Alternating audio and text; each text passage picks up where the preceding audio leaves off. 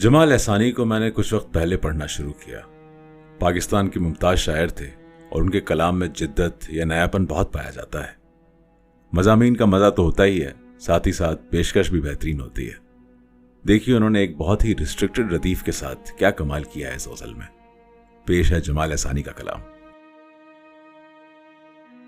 रहना नहीं अगरचे गवारा जमीन पर, रहना नहीं अगरचे गवारा जमीन पर, लेकिन एक आदमी है हमारा जमीन पर।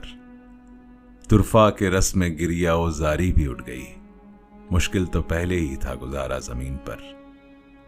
पहले तो दी गई मुझे बीनाई और फिर मंजर अजीब उसने उतारा जमीन पर।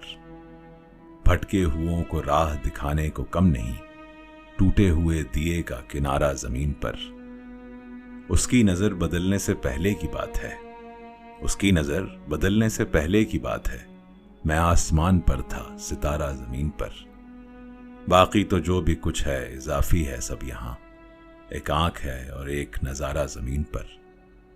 देखा निगाह भर के मुझे उसने फिर जमाल, रोशन किया चिराग दोबारा जमीन पर।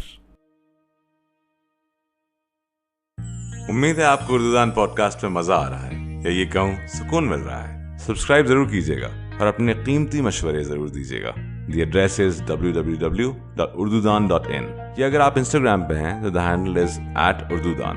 सुनते रहिए उर्दू इन वेवलेंथ्स।